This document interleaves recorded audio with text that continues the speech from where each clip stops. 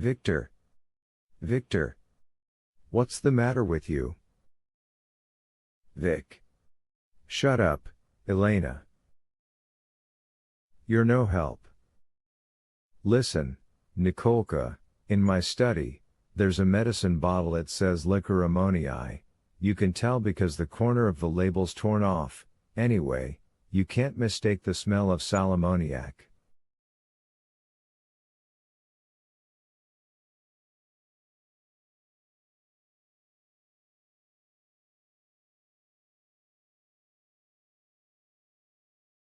Yes, right away.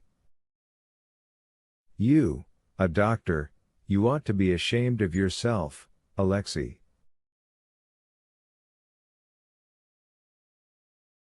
All right, I know. What? Has his pulse stopped? No, he's just passed out. Basin. Ah. Christ.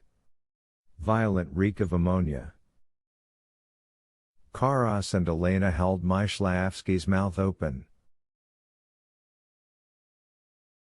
Nikolka supported him while Alexei twice poured white cloudy liquid into his mouth.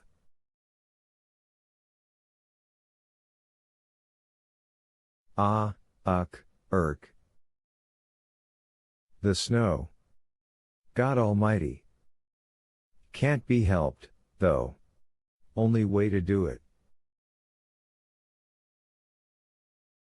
On his forehead lay a wet cloth dripping water, below it the swiveling, bloodshot whites of his eyes under half-closed lids, bluish shadows around the sharpened nose.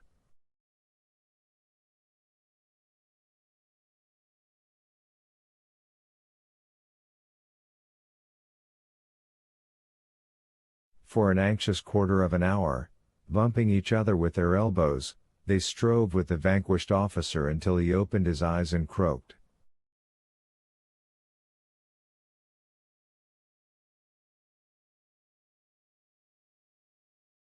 "Ah, let me go." "Right. That's better. He can stay and sleep here." Lights went on in all the rooms and beds were quickly made up. "Leonid, you'd better sleep in here, next to Nikolka's room." "Very well." Copper red in the face but cheerful, Shervinsky clicked his spurs and, bowing, showed the parting in his hair.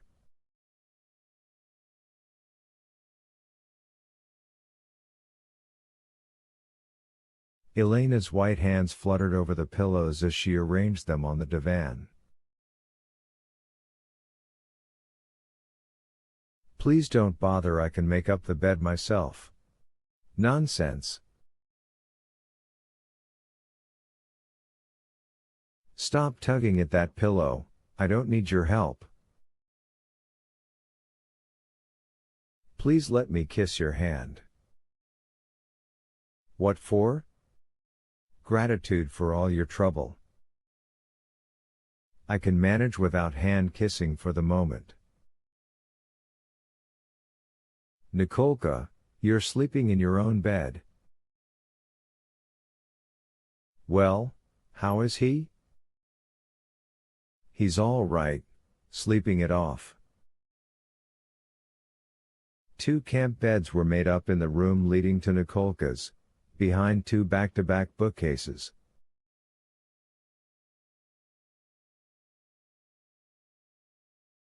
In Professor Turbin's family the room was known as the library.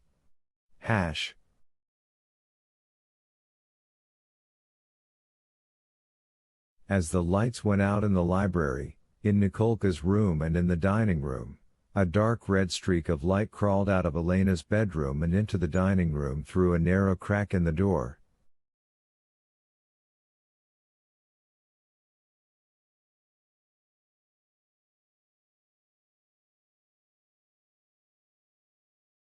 The light pained her, so she had draped her bedside lamp with a dark red theater cloak.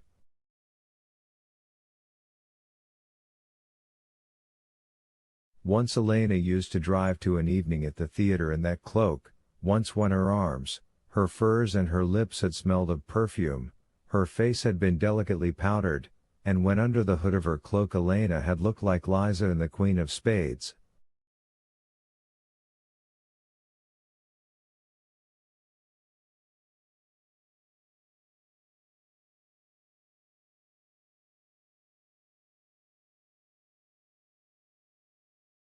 But in the past year the cloak had turned threadbare with uncanny rapidity, the folds grown creased and stained and the ribbons shabby.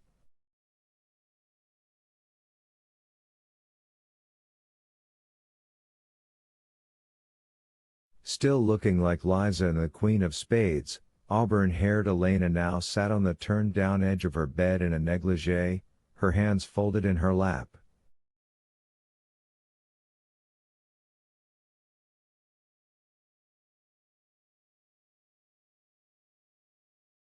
Her bare feet were buried deep in the fur of a well-worn old bearskin rug.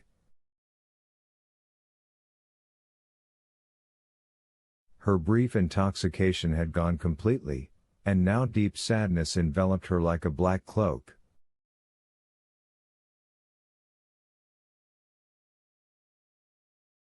From the next room, muffled by the bookshelf that had been placed across the closed door, came the faint whistle of Nikolka's breathing and Shervinsky's bold, confident snore.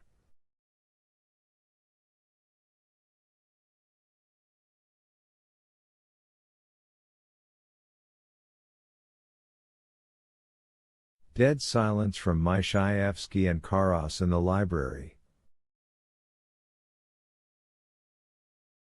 Alone, with the light shining on her nightgown and on the two blank windows, Elena talked to herself without constraint, sometimes half aloud, sometimes whispering with lips that scarcely moved.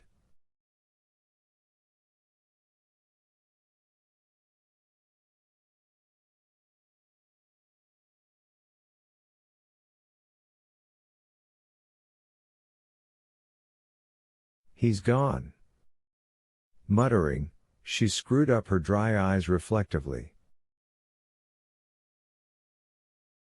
She could not understand her own thoughts. He had gone, and at a time like this. But then he was an extremely level-headed man and he had done the right thing by leaving.